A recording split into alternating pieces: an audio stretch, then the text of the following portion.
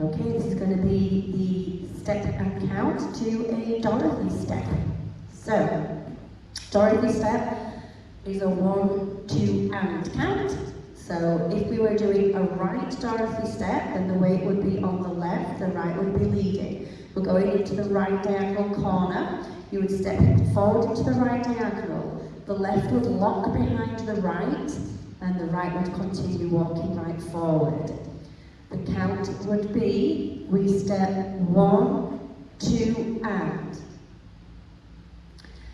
So that would be, if we did 2 Dorothys, if we did a right and a left one, then we would lead with the right, we'd step right, behind, and step left, right behind.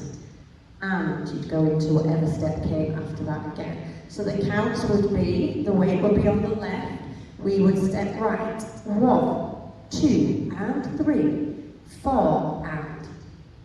It may be that you go into another step, for example, like a heel step instead of a step flat foot step. So like in rows like that, we find that we do a Dorothy and then go into heels. So for example, we would do right 1, behind, and heel. So that's another example from a Dorothy step. But your Dorothy step, your basic Dorothy, right diagonal would be right, behind, and left, behind, and right, behind, and left, behind. That's a standard Dorothy.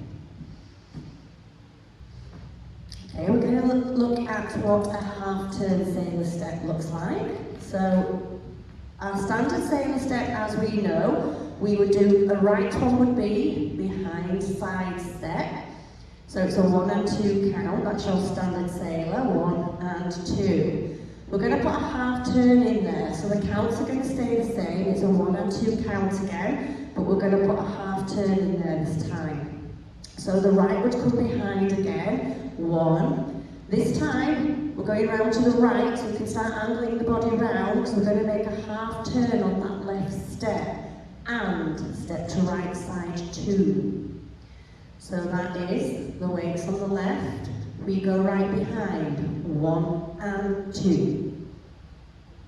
Yeah, or if we want to do a left one, we would do a left behind half turn, 1 and 2.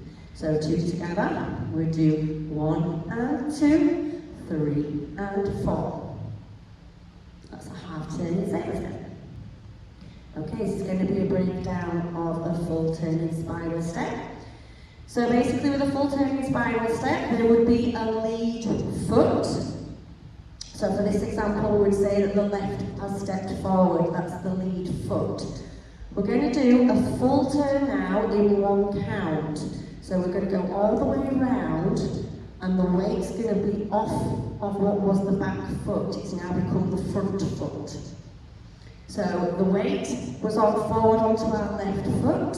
We come all the way around, keeping the weight on that left foot, ready to release the front foot, whether that be with a sweep afterwards, or it may be a step afterwards. It's 2 counts. It's a step and you turn, 1 full turn in 1 count. So for example, we do step left, full turn 2.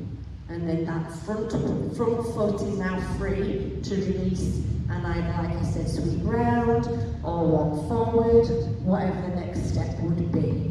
The idea of a spiral turn is the weight is down, you are low into the spiral as you start. As you do your full turn, the weight, you're going to lift up with the core, the weight's going to lift up almost as you are spiraling yourself, so you come up, ready to go into your next step. That's your full turning spiral. Okay, it's going to be an anchor step breakdown. So the anchor step is a 1 and 2 count. So let's say, for example, we have done a step, 2 steps forward. We've walked right, left in the dance. An anchor step would be, we would step our right behind the left, bringing the weight onto it, step the left down in place, and step the right down in place. So the count would be, we would walk right, left. Then we do behind and step. It's a 1 and 2 count. So if the weight was forward on the left, the count would be 1 and 2. If we want to do one with our left behind first, so say we step forward right, we step left, behind and step in place.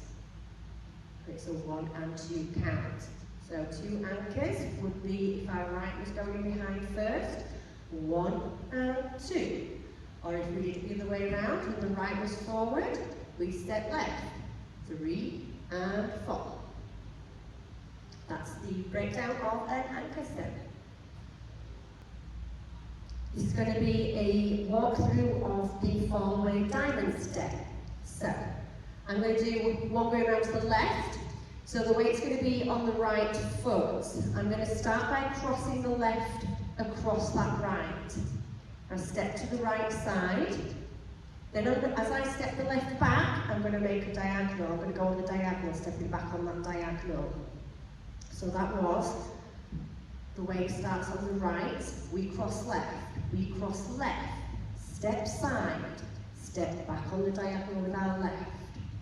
From here, the right's going to step back, we're going to step to the side, and as we step forward with the right, we're going to come into the diagonal again, forward diagonal.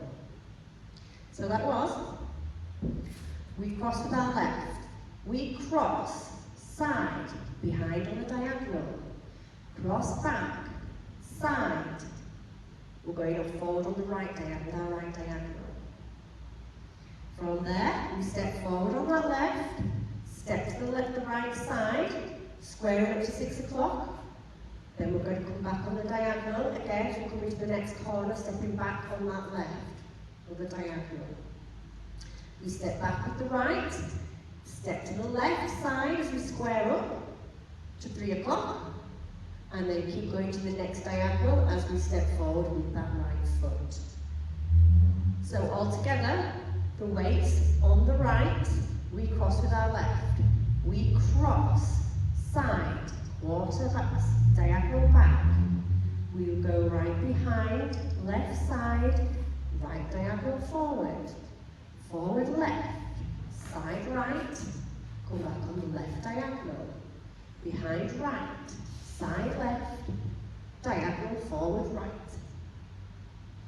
So a little bit faster, we would do cross, side, diagonal, behind, side, diagonal forward, forward, side, diagonal back, behind, side, diagonal forward. It depends what count is applied to it when you're using the dance. It could be like a nightclub. So it could be a cross, side, behind, side, cross, front, side, behind, side, cross. Or it could be on a waltz count, you could use it as a 1, 2, 3. It could be 1, 2, 3, 1, 2, 3, 1, 2, 3, 1, 2, 3. It depends what you're using for, but that's the basic breakdown of the Fallaway Diamond step.